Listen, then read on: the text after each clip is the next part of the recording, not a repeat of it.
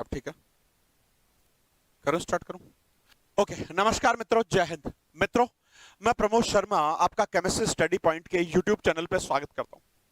बेटा जी, आज हम लोग स्टार्ट करने जा रहे हैं केमिस्ट्री, रसायन विज्ञान। क्या स्टार्ट करने जा रहे हैं? केमिस्ट्री या रसायन विज्ञान। देखो, पार्ट को स्टार्ट करूं, कौन से ईयर का कर रहे हैं, क्या बात है, सारी बातें करेंगे। केमिस्ट्री तो विज्ञान की वह शाखा जिसमें हम किसका अध्ययन कर रहे हैं? अणु परमाणुओं का, उनके भौतिक और रासायनिक गुणधर्मों का, उनके प्रक्रमों का।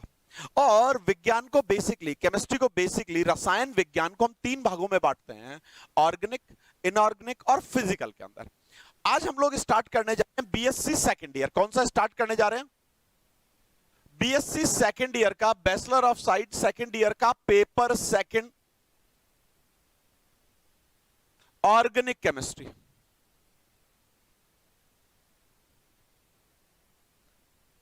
रसायन, कौन सा रसायन?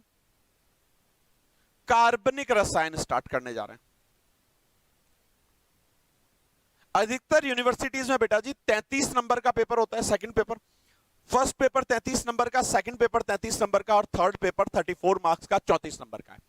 देखिए, अगर पिछले कई सालों के मेरे एक्सपीरियंस की बात करूं, जो आजकल की टेंडेंसी मैं देख रहा हूं बच्चों के साथ, पढ़ते बहुत है, नंबर नहीं आते। क्या नहीं आते? नंबर नहीं आते। कारण क्या है?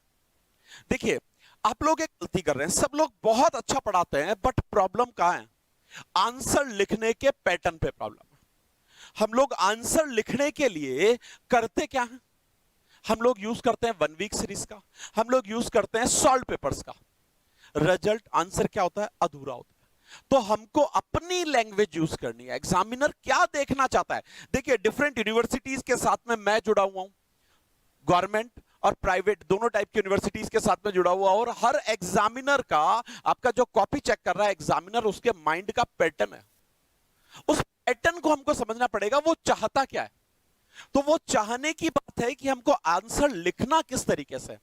तो यहां केमिस्ट्री स्टडी पॉइंट पे हर यूनिट को डिस्कस करेंगे, हर चैप्टर को डिस्कस करेंगे, डिटेल से डिस्कस करेंगे। उस डिटेलिंग के अंदर जाएंगे कि नॉट ओनली बीएससी, अगर कल को आप कंपिटिटिव एग्जाम की तैयारी भी करते हैं तो आपका बेसिक मजबूत रहे। हर चैप्टर, मेरे को बहुत अच्छे से मालूम है, बच्चा जब पहली बार 11th में आता है ना, तो 10th में करी होती है मेहनत बेटा जी, 11th में मारता है मजे, रिजल्ट उसका बेसिक होता है कमजोर। 12th में फिर मेहनत करता है, फर्स्ट ईयर में फिर गोड़ मारता है, सेकंड ईयर में आके सिंसियर होना स्टार्ट होता है, रिजल्ट मिया रह जाती है। बात करेंगे ऑर्गेनिक रसायन की, कार्बनिक रसायन की यदि मैं बात करूं, देखिए बेटा जी, कार्बनिक रसायन की बात करूं तो बच्चों का एक सिंपल क्वेश्चन, सर रिएक्शंस बहुत सारी हैं, याद नहीं होती। अरे भाई, किसने कहा तुमको रिएक्शन याद करनी है? तुमको रिएक्शन बनाना आना चाहिए। क्या आना चाहिए? बनाना आना चाहिए, कि रिएक्शन बनती कैसे है, उसने क्वेश्चन क्या दिया है मेरे को, आस क्या कर रहा है। अगर अर्ध अभिक्रिया के रूप में हाफ रिएक्शन के फॉर्म में देता है, शब्दों के फॉर्म में देता है, इसका मतलब आईयूपीएससी नाम के साथ साथ मेरे को कॉमन नेमिंग पैटर्न भी ध्यान होना चाहिए कि सामान्य नाम का पैटर्न क्या है। क्योंकि आजकल के ट्रेंड्स हम देखें, जब रिएक्शंस को वो आस्क करता है, शब्दों में आस्क करता है, क्या होगा, यह इसके साथ में अभिक्रिया करेगा, होगा क्या, उस टाइप के, वहां क्या यूज करता है? सामान्य नाम ज्यादा यूज करता है। तो हमको ध्यान होना चाहिए कॉमन नेमिंग। देखिए, जो टॉपिक सेकंड ईयर में मेरे पास है, उनके कॉमन नेमिंग, आईयूपीएससी नेमिंग, सब हम लोग यहां डिस्कस करेंगे। फिर भी बेसिक के लिए फर्स्ट ईयर जीओसी का जो पार्ट है वो आप लोग जरूर देखिएगा। चलिए आगे डिस्कस करते हैं। देखिए, ऑर्गेनिक केमिस्ट्री को यदि मैं डिस्कस करूं तो हमारे बीएससी के पेपर सेकंड के अंदर, किसकी बात कर रहे हैं? बीएससी के पेपर सेकंड के अंदर मेरे पास 5 यूनिट है। 2 साल कोविड के भूल जाओ बेटा लोगों। पेपर सेकंड में मेरे पास कितने यूनिट है? 5 यूनिट है। Unit first, unit second, unit third, unit fourth और यूनिट 5। अधिकतर यूनिवर्सिटीज में पैटर्न ये होता है, 10 क्वेश्चन होते हैं, हर यूनिट से एक क्वेश्चन मेरे को अटेम्प्ट करना होता है। क्लियर? तो अगर सेकेंड ईयर का और केमिस्ट्री का सिलेबस में डिस्कस कर, पहली यूनिट आता है मेरा स्पेक्ट्रोस्कोपी।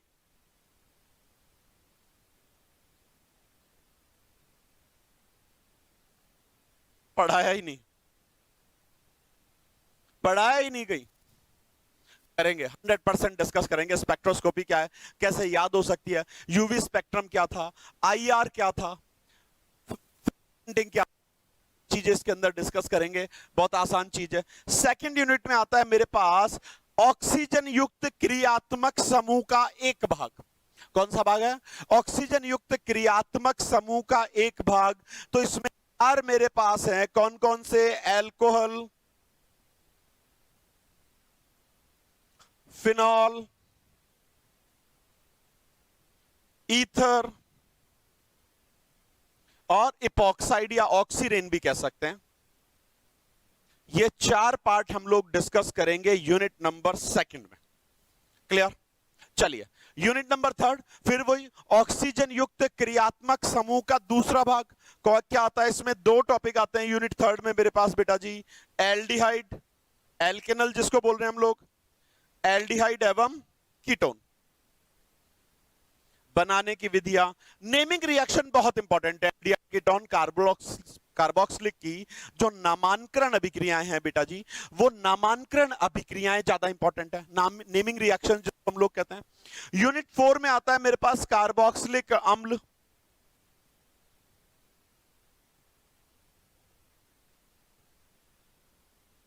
तीसरा पार्ट ऑक्सीजन युक्त क्रियात्मक समूह में, और उसके व्युत्पन्न, एसिड एंड एसिड डेरिवेटिव्स, जिसमें मेरे पास एस्टर हो गए, एल्किल एल्केनॉइड्स जो हैं, एसिड एमाइड हो गए, एसिड हैलाइड हो गए, क्लियर, एनहाइड्राइड हो गए, वो सारे उसके व्युत्पन्न है।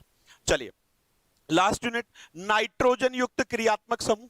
तो इसमें कौन कौन से आएंगे मेरे पास? एमीन आ जाएगा, साइनाइड आ जाएगा, आइसोसाइनाइड आ जाएगा, नाइट्राइल और आइसोनाइट्राइल जिसको हम लोग कह रहे हैं, डाई एजो आ जाएंगे, एजोनियम सॉल्ट जितने भी है वो सारे इसके पार्ट है।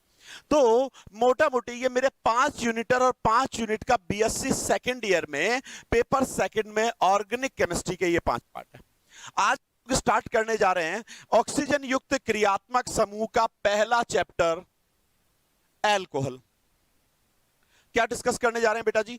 एल्कोहल हम लोग डिस्कस करने जा रहे हैं। क्या डिस्कस करने जा रहे हैं? एल्कोहल। चलिए देखिए, स्टार वही व्यक्ति बनता है या वही व्यक्ति आगे जाता है जो पूरा पढ़ता है। 10 चीजें पढ़ने के बजाय एक चीज को 10 बार पढ़ोगे, कोई आपको रोकने वाला नहीं है, ठीक है? 10 चीजें पढ़ने के बजाय एक चीज को 10 बार पढ़ो। तो हम यहां पे चलेंगे बायल लैंग्वेज के हिसाब से। तो my dear friends, today we are started chapter 1 alcohols. कौन सा स्टार्ट कर रहे हैं? फर्स्ट चैप्टर स्टार्ट कर रहे हैं ऑक्सीजन युक्त क्रियात्मक समूह में एल्कोहल्स।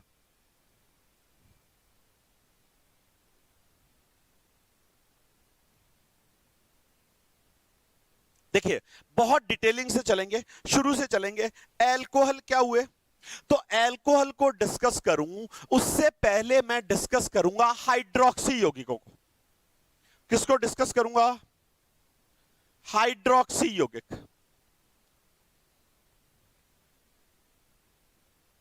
मैं बार बार एक बात कह रहा हूं कि ये क्लास हम बीएससी को बेस मान के रख रहे हैं, लेकिन these class are also important as well as for different competitive exams जहां केमिस्ट्री प्रेजेंट है। चलिए बात करते हैं हाइड्रोक्सी यौगिकों की। तो वे एल्केन व्युत्पन्न जिनमें क्या उत्पन्न हो? OH समूह, हाइड्रोक्सी समूह उपस्थित हो, उन्हें हम क्या कहते हैं? हाइड्रोक्सी यौगिक। तो वे एल्केन के व्युत्पन्न जिनमें हाइड्रोक्सी समूह, कौन सा हो गया? OH, हाइड्रोक्सी समूह उपस्थित हो, क्या कहलाएंगे? हाइड्रोक्सी यौगिक कहलाएंगे। क्या कहलाते हैं बेटा जी? हाइड्रोक्सी यौगिक कहलाते हैं। तो those alkane derivatives in which OH hydroxyl group is present are called hydroxy derivatives. क्या बोला हमने? Those alkane derivatives in which hydroxy group is present, OH group is present, are called hydroxy compound. Alkane के व्युत्पन्न इनमें क्या उपस्थित हो बेटा जी, हाइड्रोक्सी समूह उपस्थित हो, OH समूह उपस्थित हो, उन्हें हम क्या कह रहे हैं, हाइड्रोक्सी व्युत्पन्न कर रहे हैं। और हाइड्रोक्सी व्युत्पन्नों में ही मेरे पास अल्कोहल आता है, फिनॉल आता है, ईथर आता है, इपॉक्साइड आता है। इसके अलावा कौन कौन आता है, इसके अलावा मेरे पास ग्लाइकॉल्स आते हैं, मेरे पास ग्लिसरॉल्स आते हैं, वो भी सब किसका पार्ट है, हाइड्रोक्सी व्युत्पन्न का ही पार्ट है। तो बेटा जी हाइड्रोक्सी व्युत्पन्न में पहला हम लोग डिस्कस कर रहे हैं अल्कोहल। क्या डिस्कस कर रहे हैं, अल्कोहल डिस्कस कर रहे हैं।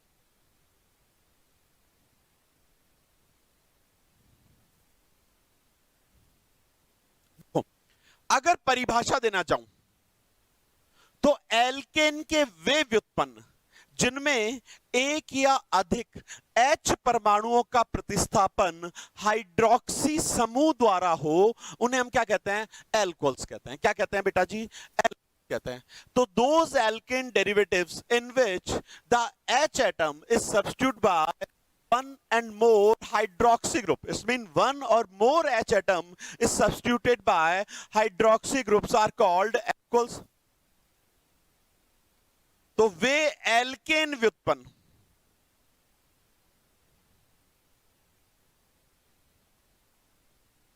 जिनमें एक या अधिक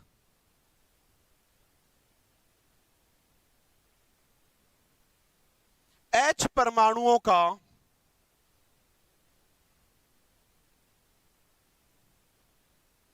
प्रतिस्थापन किससे हो, OH समूह द्वारा हो, हाइड्रोक्सी समूह द्वारा हो,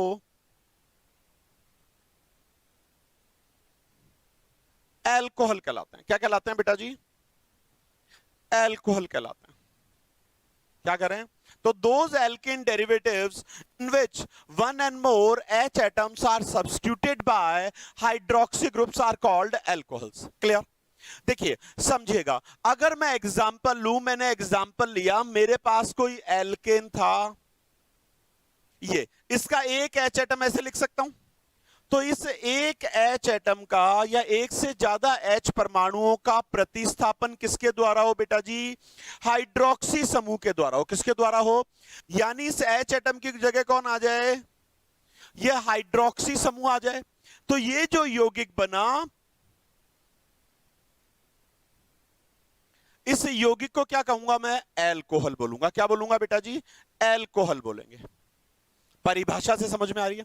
देखो दो चीज मानते हैं हम, अल्कोहल्स को एल्केन का हाइड्रोक्सी व्युत्पन्न भी मानते हैं, या अल्कोहल को H2O का एल्किल व्युत्पन्न भी माना जाता है। क्या लाइन लिख सकते हैं हम लोग, दूसरी इंपॉर्टेंट लाइन दूं,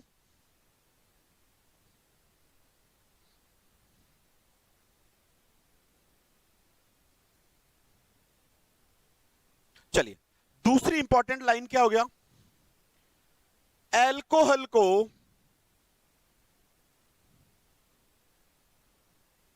जल का H2O का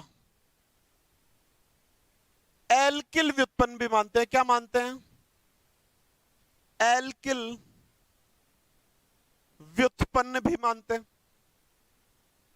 प्रैक्टिकली है नहीं, लेकिन लिखने के लिए लिख सकते हैं। तो एल्कोहल्स को हम लोग क्या मान रहे हैं बेटा जी, क्या मान रहे हैं, H2O का एल्किल व्युत्पन्न भी मान रहे हैं। देखिए एक एग्जांपल ले लेता हूं, मैंने एग्जांपल ले लिया, ये H2O था, तो H2O के H परमाणु का प्रतिस्थापन किससे हो जाए, किसी एल्किल समूह द्वारा हो जाए। किससे हो जाए बेटा जी, किसी, इस H परमाणु की जगह कौन आ गया, एल्किल समूह आ गया। कौन आ गया, एल्किल समूह। तो ये जो यौगिक बना, इस यौगिक को मैंने क्या नाम दे दिया, अल्कोहल बोल दिया। क्या बोल दिया बेटा जी, अल्कोहल बोल दिया। दो लाइनें आई, एल्केन के हाइड्रोक्सी व्युत्पन्न भी मान रहे हैं, और क्या मान रहे हैं हम लोग, H2O का एल्किल व्युत्पन्न भी मान रहे हैं। क्या माना, H2O का एल्किल व्युत्पन्न भी हम लोगों ने माना है। क्लियर। चलिए देखिए एक इंपॉर्टेंट बात और करते हैं एल्कोहल्स के लिए हम लोग।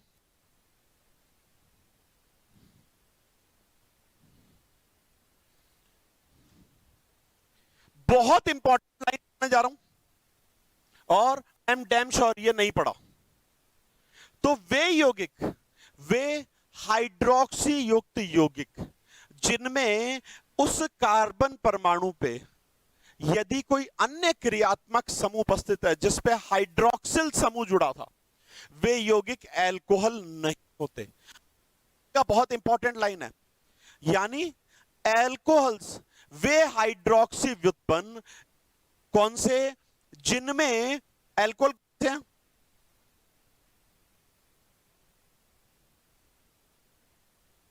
एल्कोहल वे हाइड्रोक्सी व्युत्पन्न ही हैं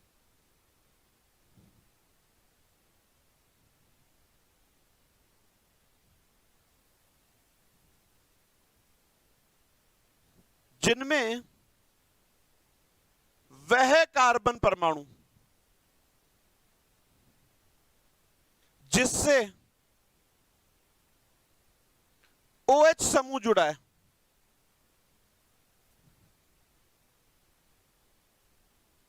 की शेष संयोजकताएं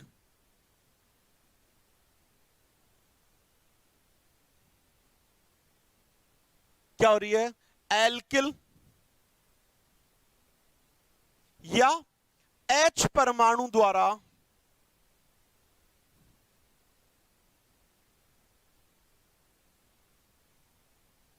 पूरित हो। यानी those hydroxy derivative in which the carbon atom at which the hydroxy groups are present, their remain valency completed by alkyl H atom। कोई नहीं, वह कार्बन परमाणु जिस पे OH है, यदि अन्य कोई क्रियात्मक आ गया फिर वो एल्कोहल नहीं होते। क्या नहीं होते बेटा जी, एल्कोहल नहीं होते। देखो इसको एग्जांपल से समझेंगे हम लोग। किससे समझेंगे, एग्जाम्पल से समझेंगे अल्कोहल के लिए।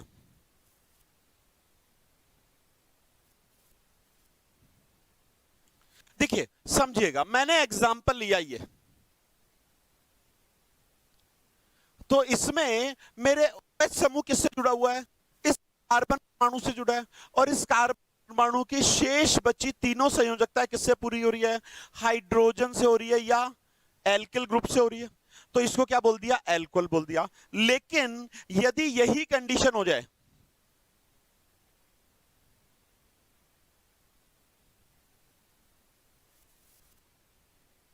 अगर यह कंडीशन हो जाए, यानी जिस कार्बन परमाणु पर OH समूह उपस्थित है उसकी अन्य संयोजकताओं में एक या अधिक अन्य क्रियात्मक समूह आ गया, तो फिर ये यौगिक एल्कोहल नहीं होते। क्या नहीं होते बेटा जी, एल्कोहल नहीं होते।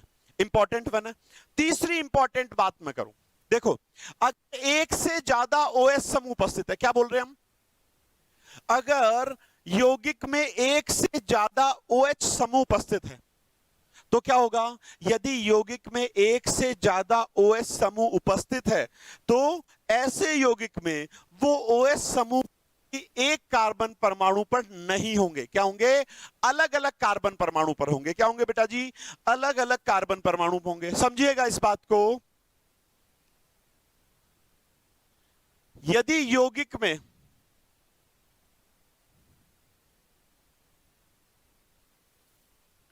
एक से ज्यादा OH समूह उपस्थित है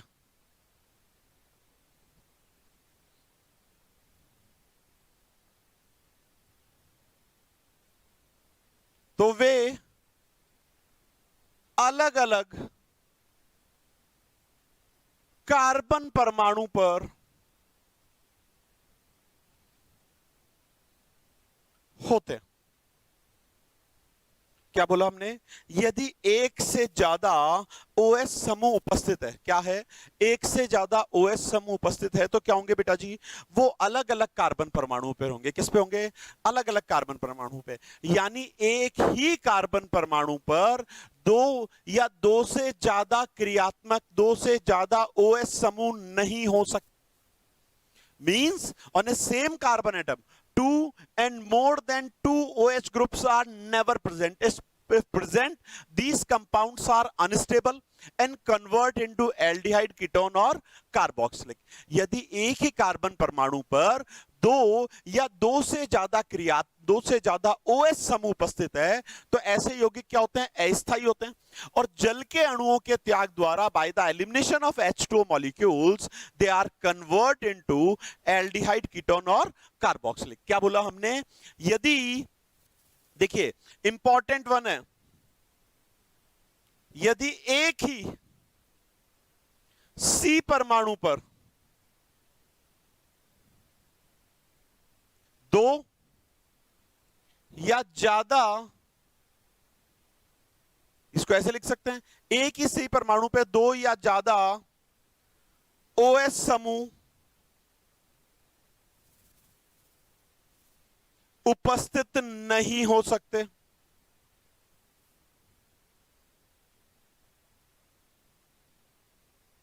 क्या बोल रहे हैं हम?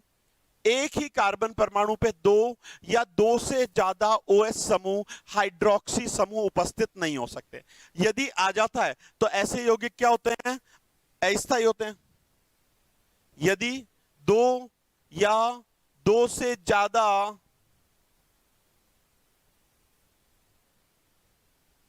OH समूह एक ही C परमाणु पर, एक ही कार्बन परमाणु पर उपस्थित हैं तो ऐसे यौगिक क्या होते हैं बेटा जी? अस्थायी होते हैं.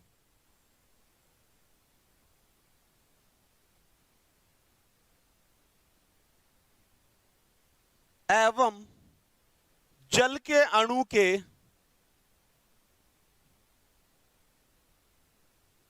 त्याग द्वारा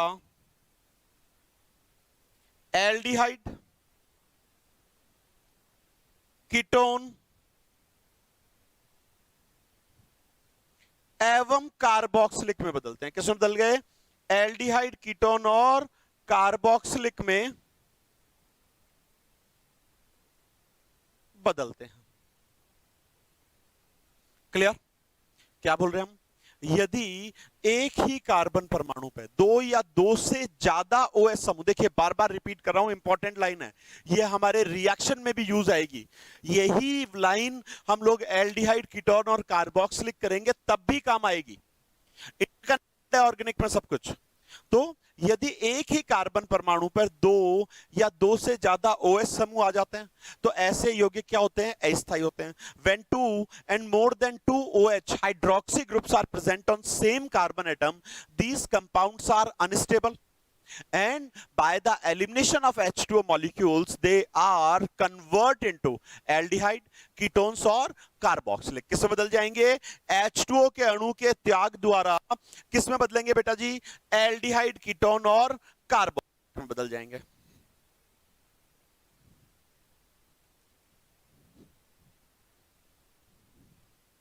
चलिए इस रिएक्शंस को देख लेते हैं कैसे संपन्न होती है ये. देखिए बेटा जी, मैं एग्जांपल ले लेता हूं. मैंने एग्जांपल लिया, ये मेरा कोई हाइड्रोक्सी व्युत्पन्न था. एक ही कार्बन परमाणु पे क्या हो गए बेटा जी? दो OH समूह आ गए. तो जैसे एक ही कार्बन परमाणु पे दो OH समूह होंगे, ऐसा यौगिक क्या होगा? अस्थायी होगा. क्या करेगा? ये H2O का अणु जो है, ये जो पार्ट है, इसको त्याग देगा और किस में बदल गया बेटा जी? एल्डिहाइड में बदल गया. किस में बदल गया? एल्डिहाइड में बदल गया. सेम एग्जांपल मैं ले लेता हूं साहब. मेरे पास ये यौगिक था, इसमें दो OH समूह उपस्थित है. एक ही कार्बन परमाणु पे दो OH समूह हो गए. तो एक ही परमाणु दो OH समूह हो गए तो क्या होगा? H2O को त्यागेगा और H2O के त्याग द्वारा किस में बदल गया? कीटोन में बदल गया. यानी 1 डिग्री कार्बन एटम पे दो OH समूह उपस्थित है तो किसमें बदला? एल्डिहाइड में. किसमें बदला बेटा जी? एल्डिहाइड में बदला. क्लियर? और 2 डिग्री कार्बन परमाणु पर दो OH समूह उपस्थित है तो किसमें बदल गया बेटा जी? कीटोन में बदल गया. आप पूछेंगे सर ये कार्बोक्सिलिक में कब बदला? चलिए और एग्जांपल ले लेते हैं। मैं कह रहा हूं OS समूह बेटा जी, 3 OS समूह एक ही कार्बन परमाणु पर उपस्थित है। तो 3 OS समूह एक ही कार्बन परमाणु पर उपस्थित हो तो क्या करेगा, फिर वही H2O त्यागेगा और किस में बदल गया, कार्बोक्सिलिक अम्ल में बदल गया। किस में बदल गया बेटा जी, कार्बोक्सिलिक अम्ल में बदल गया। क्लियर। तो क्या इंपॉर्टेंट लाइन आई, एक कार्बन परमाणु पर 2 या 2 से ज्यादा OS समूह नहीं हो सकते। क्लियर। होंगे तो किस में बदल जाएगा, या तो एल्डिहाइड में बदलेगा, या कीटोन में बदलेगा, या कार्बोक्सिलिक में बदलेगा। ये तो बात हुई अपने पास एल्कोहल्स की डेफिनेशन की। हुई एल्कोहल्स की डेफिनेशंस की बात करी हमने, किसकी बात करी, एल्कोहल की परिभाषा की बात करी। चलिए अब इसका सामान्य सूत्र देख लेते हैं, फिर आगे चलते हैं इनके वर्गीकरण के ऊपर, क्लासिफिकेशन के ऊपर। देखिए बेटा जी, एल्कोहल को सामान्यतः हम किससे दिखाते हैं,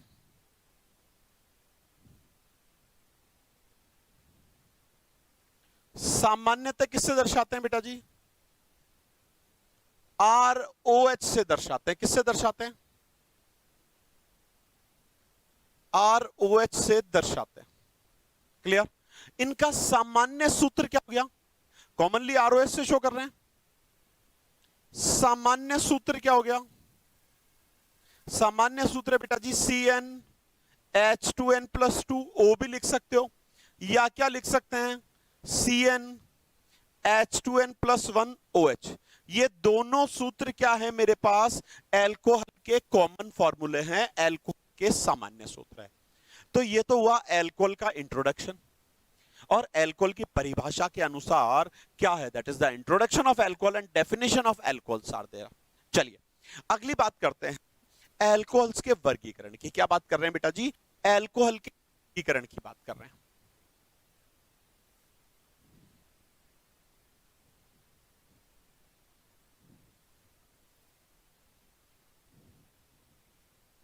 तो अगला टॉपिक हम लोग स्टार्ट करने जा रहे हैं एल्कोहल का वर्गीकरण, क्लासिफिकेशन ऑफ एल्कोहल। क्लियर। क्या करने जा रहे हैं, एल्कोहल का वर्गीकरण करने जा रहे हैं। तो बेटा जी एल्कोहल्स का ये जो वर्गीकरण है, ये वर्गीकरण किसके आधार पर है, OH समूह की संख्या के आधार पर। यानी किसी यौगिक में OH समूह कितने उपस्थित है। तो the classification of alcohols are basis a number of OH group, means how much number of OH groups are present in that particular compound is there। तो किसके आधार पर है, OH समूह की संख्या के आधार पर। किसके आधार पर है बेटा जी, OH समूह की संख्या के आधार पर। तो ये वर्गीकरण जो कर रहे हैं, क्लासिफिकेशन कर रहे हैं एल्कोहल का, ये किसके आधार पर है, OH समूह की संख्या के आधार पर है। क्लियर।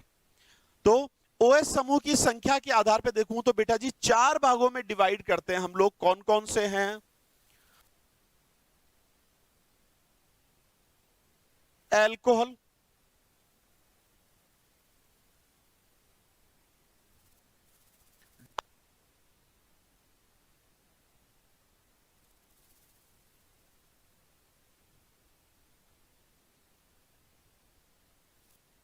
ट्राईहाइड्रिक एल्कोहल,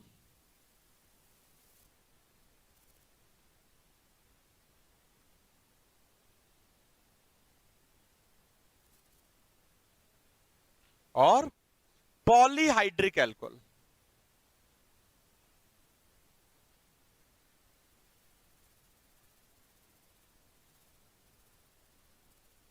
चार हैं, कौन कौन से, मोनोहाइड्रिक, डाईहाइड्रिक, ट्राईहाइड्रिक और पॉलीहाइड्रिक।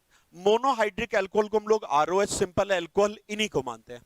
डाईहाइड्रिक एल्कोहल हम लोग कहते हैं ग्लाइकॉल, ट्राईहाइड्रिक को कहते हैं ग्लिसरॉल, और पॉलीहाइड्रिक है जो नॉर्मली एल्डिहाइड और कीटोन्स के साथ मेरे पास किस में पाए जाते हैं, कार्बोहाइड्रेट में पाए जाते हैं, जो थर्ड ईयर के अंदर जैव अणु हमारे पास चैप्टर है उसके अंदर पार्ट। Clear, understand. चलिए अब हम पहला डिस्कस करने जा रहे हैं मोनोहाइड्रिक एल्कोहल। कौन सा डिस्कस करने जा रहे हैं, मोनोहाइड्रिक एल्कोहल।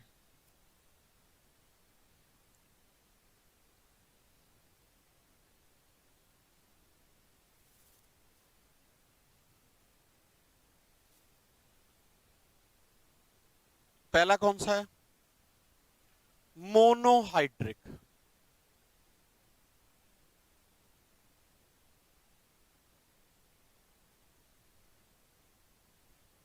सबसे बड़ा पार्ट अल्कोहल में यही है, डायहाइड्रिक ट्राइहाइड्रिक बहुत छोटे छोटे से पार्ट है। चलिए, और अगर क्वेश्चन बनता है अल्कोहल्स में से तो यहीं पे बनेगा, इन्हीं पे बनेगा, इनकी बनाने की विधियों पे, उसकी क्रियाविधि पे, उसके मैकेनिज्म के ऊपर, उसके शब्दों में हाफ रिएक्शन के फॉर्म में। चलिए मोनोहाइड्रिक एल्कोहल की बात करूं तो क्या हुआ, वे एल्कोहल जिनमें, या वे हाइड्रोक्सी यौगिक भी कह सकता हूं, वे एल्कोहल जिनमें एल्केन के एक H परमाणु का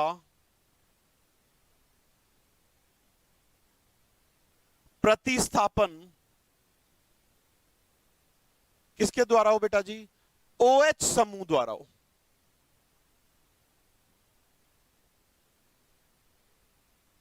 क्या हुआ, मोनोहाइड्रिक अल्कोहल कौन से हुए, एल्कोहल जिनमें क्या हो रहा है, एल्केन के एक H परमाणु का प्रतिस्थापन किसके द्वारा हो रहा है बेटा जी, OH समूह के द्वारा हो रहा है। तो दोज एल्कोहल और hydroxy compound in which one H atom of alkanes are substituted by one hydroxy group। इसका सिंपल मतलब क्या हुआ बेटा जी, इनमें एक OH समूह उपस्थित है। क्या उपस्थित है, एक OH समूह उपस्थित होता है। कितने OH समूह उपस्थित होते हैं, एक OH समूह। डायहाइड्रिक में 2 होंगे, ट्राइहाइड्रिक में 3 होंगे और पॉलीहाइड्रिक में असंख्य होंगे, जो आगे डिस्कस करेंगे। तो मोनोहाइड्रिक एल्कोहल में कितने OH समूह उपस्थित है, एक OH समूह उपस्थित है। यानी एक H परमाणु का एल्केन के एक H परमाणु का प्रतिस्थापन किसके द्वारा हुआ बेटा, OH समूह के द्वारा हुआ। किसके द्वारा हुआ बेटा जी, OH समूह के द्वारा हो रहा है। Clear, understand. चलिए उदाहरण ले लेते हैं। मैंने एग्जाम्पल किया एथेन का CH3CH3। अब इसके एक H परमाणु का प्रतिस्थापन OH समूह द्वारा हो गया। तो ये कौन सा हो गया, कितने OH समूह उपस्थित है, एक OH समूह उपस्थित है। तो क्या बोलेंगे, ये किसका एग्जाम्पल हो गया, मोनोहाइड्रिक एल्कोहल का एग्जाम्पल हो गया। इसको बोलते हैं अपन एथिल एल्कोहल,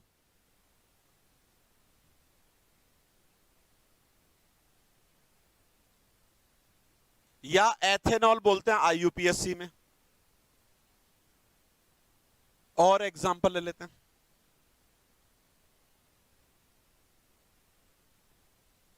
प्रोपेन था, प्रोपेन के एक H परमाणु का प्रतिस्थापन किससे हो गया, OH से हो गया। तो ये क्या हो गया बेटा जी मेरा, प्रोपिल एल्कोहल।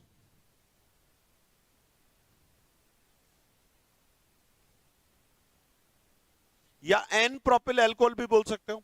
या क्या नेम हो गया, प्रोपेन 1 ऑल। अभी नाम डिस्कस करेंगे हम लोग, नामांकन भी करेंगे इनका, प्रोपेनॉल। Clear, understand. और एग्जांपल ले लेते हैं। चलिए और एग्जांपल डिस्कस करूं आगे, इसके और एग्जांपल देखें उससे पहले हम इसका आगे और फर्दर वर्णन कर रहे थे। देखिए बेटा जी, मोनोहाइड्रिक एल्कोहल को OH समूह की स्थिति के आधार पे, किसके आधार पे, OH समूह की स्थिति पे आधार पर, यानी OH समूह किस कार्बन परमाणु पर उपस्थित है, प्राथमिक कार्बन परमाणु पर है, द्वितीयक कार्बन परमाणु पर है, तृतीयक कार्बन परमाणु पर है, 1 डिग्री पे है, 2 डिग्री पे है, 3 डिग्री पे है, किसके ऊपर उपस्थित है।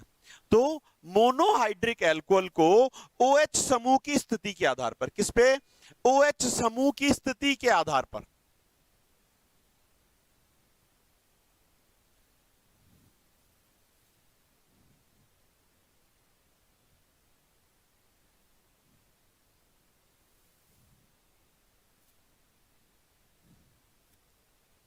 क्या बोल रहे हैं हम लोग? मोनोहाइड्रिक एल्कोहल को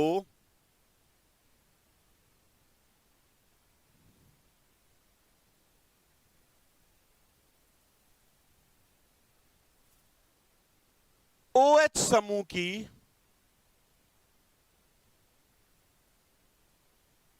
स्थिति के आधार पर, किसके आधार पर? OH समूह की स्थिति के आधार पर 3 भागों में बांटा है। कितने भागों में बांटा है बेटा जी? 3 भागों में बांटा है।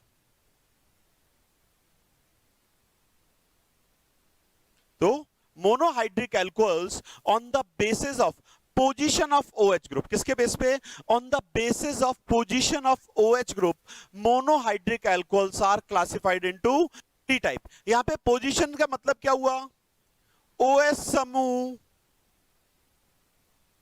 किस कार्बन परमाणु पर है,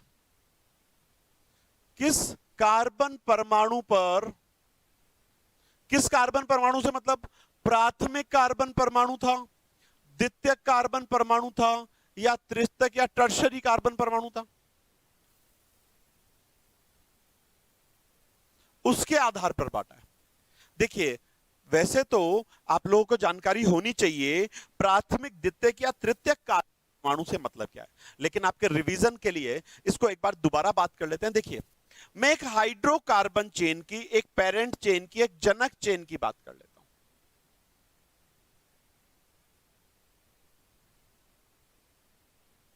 देखिए तो बहुत अच्छे से समझिएगा, वह परमाणु जो सीधे डायरेक्टली केवल एक दूसरे कार्बन परमाणु से जुड़ा हो, सिर्फ एक ही अलग कार्बन परमाणु से जुड़ा हो, उसे क्या बोलते हैं? प्राथमिक।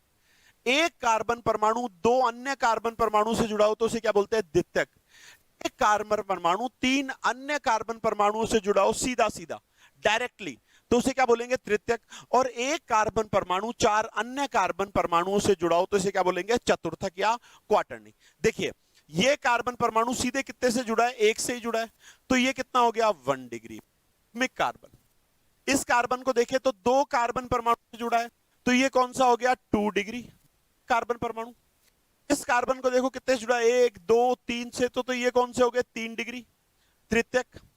सॉरी 4 से जुड़ा है तो कौन सा हो गया? चतुर्थक, 4 डिग्री। ये कितने से जुड़ा है? 1 से, तो 1 डिग्री। ये भी कितने से जुड़ा है? 1 से 1 डिग्री। इसको देखें, ये कार्बन परमाणु कितनों से जुड़ा हुआ है बेटा जी? सीधे सीधे 2 से जुड़ा हुआ है, एक इससे एक इससे, तो ये कौन सा हो गया? 2 डिग्री। इस कार्बन परमाणु को देखो सीधे कितने से जुड़ा हुआ है? 1 2 3, तो ये कौन सा हो गया? तृतीयक। ये 1 डिग्री है प्राथमिक, और ये भी 1 डिग्री है। तो ये तो बात हुई प्राथमिक, द्वितीयक और चतुर्थक कार्बन की। तो अब हम किसको डिस्कस कर रहे हैं? मोनोहाइड्रिक एल्कोहल के वर्गीकरण को। तो मोनोहाइड्रिक एल्कोहल्स को आधार पर, OH समूह की स्थिति के आधार पर, OH समूह किससे जुड़ा हुआ है, किस प्रकार के कार्बन परमाणु से जुड़ा है, उसकी स्थिति के आधार पर। तो OH समूह किस प्रकार के कार्बन परमाणु से जुड़ा हुआ है? प्राथमिक से है, द्वितीयक से है, या तृतीयक कार्बन परमाणु से जुड़ा है, उसकी स्थिति के आधार के ऊपर मोनोहाइड्रिक एल्कोहल को अपन ने 3 भागों में बांटा। कौन कौन से हैं 3? तो बेटा जी पहले आते हैं मेरे प्राथमिक एल्कोहल, प्राइमरी एल्कोहल्स।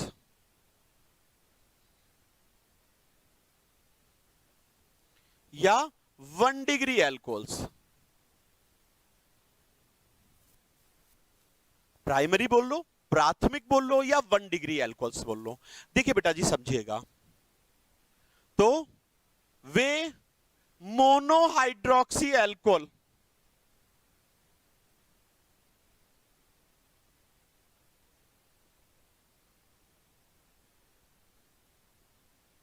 जिनमें OH समूह किससे जुड़ा हो बेटा जी? प्राथमिक कार्बन से जुड़ा हो। प्राथमिक C परमाणु, प्राथमिक C परमाणु कौन सा हो गया? 1 डिग्री।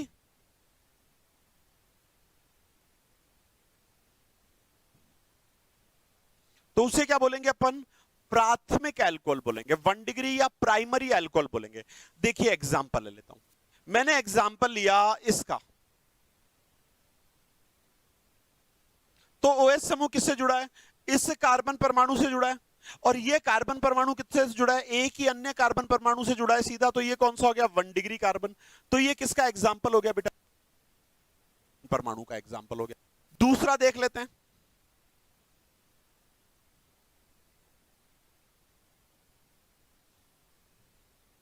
देखिए बेटा जी, समझिएगा। अब इसमें देखिए OH से जुड़ा हुआ है, इस कार्बन परमाणु से जुड़ा है, लेकिन आपको देखने में लगता है ये द्वितीयक है, लेकिन नहीं, ये प्राथमिक ही है। क्यों? क्योंकि OH इस कार्बन परमाणु से जुड़ा है, ये भी क्या है? 1 डिग्री है। तो ये भी किसका एग्जाम्पल हो गया? प्राथमिक कार्बन परमाणु का एग्जाम्पल हो गया, या प्राथमिक एल्कोहल का। और एग्जाम्पल ले लेते हैं, मैं नियोपेंटाइल एल्कोहल की बात कर लूं। देखिए बेटा जी, अब OH समूह इस कार्बन परमाणु से जुड़ा है, ये कार्बन परमाणु डायरेक्टली एक अन्य ही C परमाणु से जुड़ा है, तो ये कौन सा हो गया बेटा जी? 1 डिग्री। तो ये भी किसका एग्जाम्पल हो गया? प्राथमिक कार्बन का एग्जाम्पल हो गया। क्लियर? अंडरस्टैंड? तो ये एग्जाम्पल किसके हो गए? प्राइमरी एल्कोहल्स के, प्राथमिक एल्कोहल्स के। तो वे एल्कोहल जिनमें क्या हो? वे मोनोहाइड्रिक एल्कोहल जिनमें OH समूह किससे जुड़ा हुआ हो बेटा? 1 डिग्री से प्राथमिक कार्बन हो, उन्हें हम लोग क्या कहते हैं? Primary alcohol. क्यों बोल रहा हूं ये? देखिए, आपसे डेफिनेशन नहीं आस्क करने वाला वो, लेकिन जब भी वो रिएक्टिविटी ऑर्डर क्रम देगा, क्रियाशीलता का क्रम पूछ सकता है, गलनांक क्वथनांक का क्रम पूछ सकता है, तो उसमें प्राइमरी, सेकेंडरी और टर्शरी के ऊपर डिपेंड करता है, प्राथमिक, द्वितीयक और तृतीयक कार्बन परमाणु के ऊपर निर्भर करता है। क्लियर? चलिए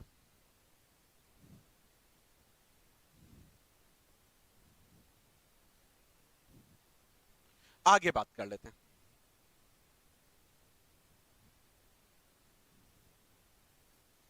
देखिए बेटा जी, दूसरा आता है मेरा द्वितीयक एल्कोहल। मोनोहाइड्रिक में दूसरा कौन सा कर रहे हैं? द्वितीयक एल्कोहल डिस्कस कर रहे हैं,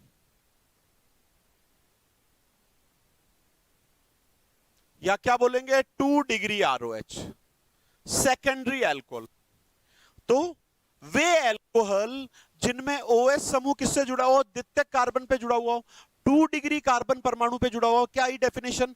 वे एल्कोहल जिनमें OH समूह द्वितीयक कार्बन परमाणु पे या 2 डिग्री कार्बन परमाणु पर जुड़ा हो, उसे क्या बोलेंगे अपन? एल्कोहल। तो those alcohol in which OH group is present on 2 degree carbon atom और secondary carbon atom, they are called secondary alcohol. क्या हुई परिभाषा? वे एल्कोहल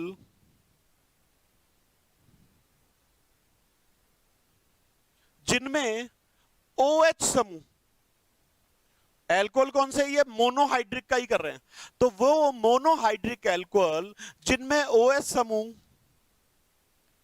द्वितीयक C परमाणु पर जुड़ा हो।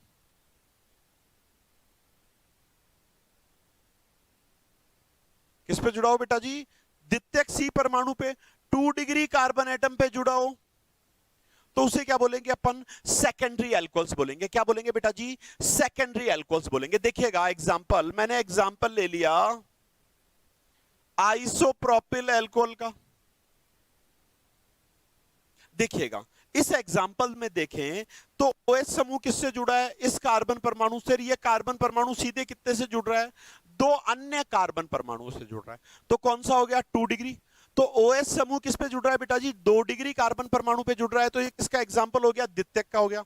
और एग्जाम्पल ले लेते हैं।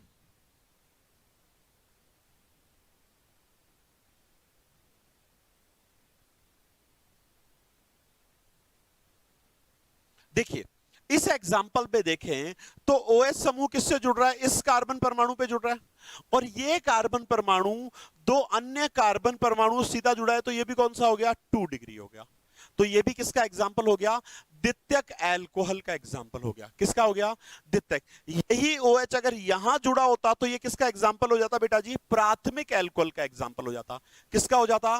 प्राथमिक एल्कोहल्स का एग्जाम्पल हो जाता। क्लियर? चलिए लास्ट वन, तीसरा। तो तीसरा आता है बेटा जी मेरे पास तृतीयक एल्कोहल। कौन सा आता है? तृतीयक एल्कोहल। टर्शरी एल्कोहल्स,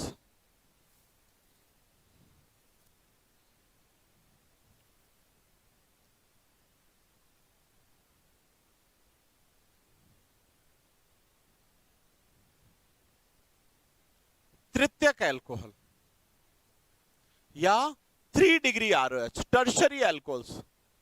तो क्या हुआ, डेफिनेशन, वे मोनोहाइड्रिक एल्कोहल्स जिनमें OH समूह किससे जुड़ा हो, तृतीयक कार्बन परमाणु से जुड़ा हो, 3 डिग्री कार्बन एटम पे जुड़ा हुआ हो, उसे अपन क्या कहेंगे, तृतीयक बोलेंगे। क्या बोलेंगे, तृतीयक एल्कोहल बोलेंगे। परिभाषा क्या हुई, वे मोनोहाइड्रिक एल्कोहल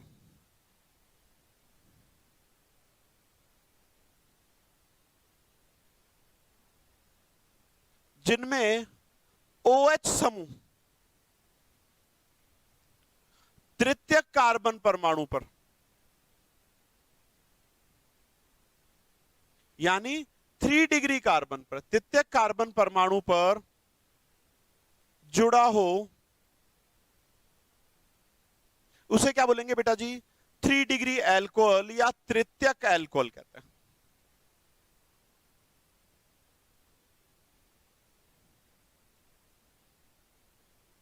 क्या बोलेंगे, 3 डिग्री एल्कोहल या तृतीयक एल्कोहल। देखिए एग्जांपल लेते हैं,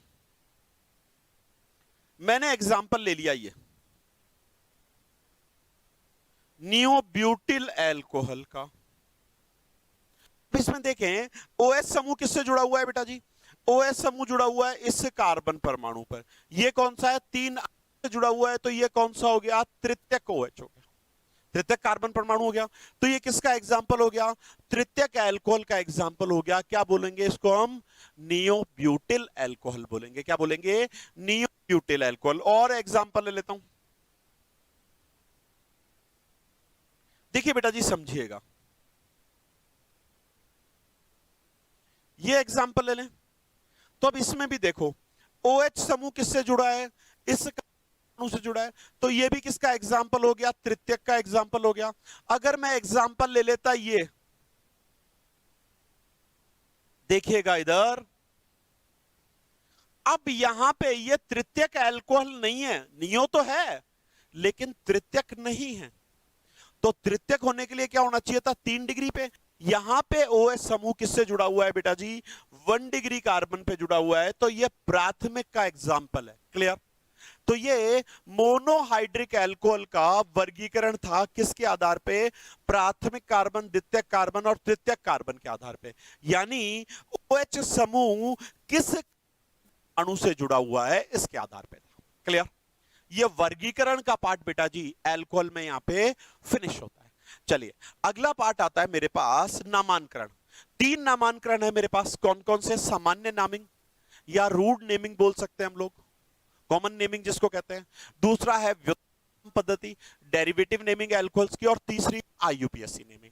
तो ये हम डिस्कस करेंगे अपनी नेक्स्ट क्लास के अंदर। आज के वीडियो के लिए यह इतना ही, यहां तक बहुत है। इस वीडियो को देखिएगा, रिवाइज कीजिएगा, चैनल्स को सब्सक्राइब कीजिए, वीडियो देखिए, आपको पसंद आ रहा है अपने दोस्तों को बताइए, क्योंकि यहां जुड़ के आई एम डैम श्योर आपके ज्ञान में वृद्धि होगी, आपकी परसेंटेज में वृद्धि होगी, आपके क्वेश्चन लिखने का तरीका बदल जाएगा। तो इनपुट डालिए, अगर इनपुट है तो आउटपुट जरूर आता है। और ये सब्जेक्ट बहुत आसान है, डरने की जरूरत नहीं है, बहुत आसान सब्जेक्ट है। और ऐसा सब्जेक्ट है जिसमें पूरे में से पूरे नंबर आते हैं, सिर्फ पढ़ने का तरीका बदलना पड़ेगा। अरे भाई सक्सेसफुल लोग कुछ नया नहीं करते, उन्हीं चीजों को नए ढंग से करते हैं। तो हम यहां लेके आए हैं नया ढंग। मैं डॉक्टर प्रमोद शर्मा आपका केमिस्ट्री स्टडी पॉइंट पे स्वागत करता हूं। बेटा जी चैनल से जुड़ने के लिए बहुत बहुत धन्यवाद। बने रहिए हमारे साथ में। Thank you so much.